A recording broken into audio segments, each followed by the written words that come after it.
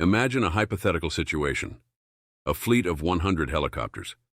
In the first mission, only 50 return from the battlefield. Those 50 go on a second mission, and only 25 return. The scenario becomes even more severe with each new mission. Would you trust your life to this helicopter? It was the salvation of many soldiers in Vietnam during intense combat. For this reason, the Huey was considered the best helicopter in Vietnam. But how did the best helicopter of the war lose nearly 50% of its fleet? The answer is simple.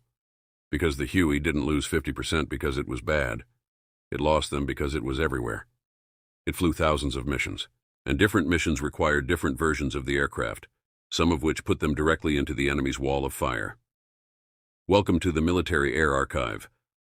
The Bell UH-1 Iroquois, known to everyone as the Huey, arrived in Vietnam in 1962, even before the United States officially declared war. It was the first helicopter used on a large scale in combat in history.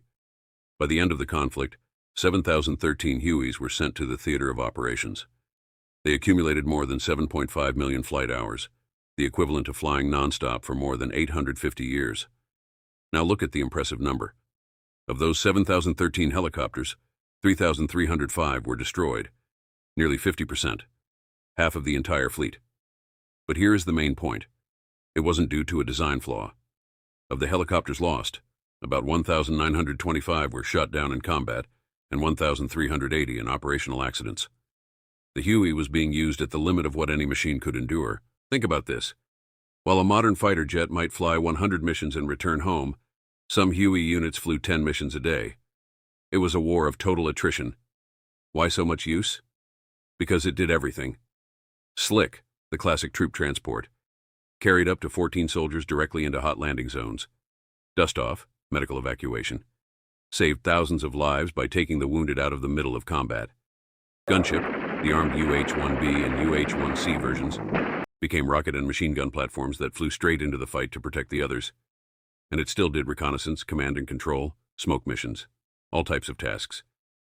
Mechanically, the Huey was robust, but it had a critical point: the tail rotor.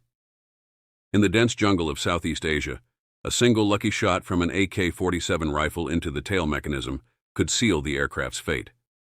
Without directional control, the Huey would enter a fatal spin, turning what should have been an emergency landing into a catastrophic crash in the thick forest. In the end, the human cost was also high. More than 1,150 pilots and 1,230 crew members died inside Hueys. But thanks to this helicopter, tens of thousands of American and South Vietnamese soldiers were rescued.